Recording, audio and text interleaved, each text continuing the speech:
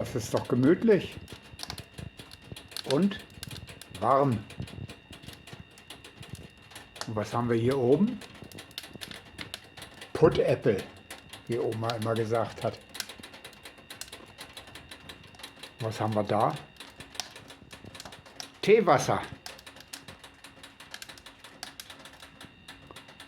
Und da der Ventilator, damit es nicht zu warm wird, ne?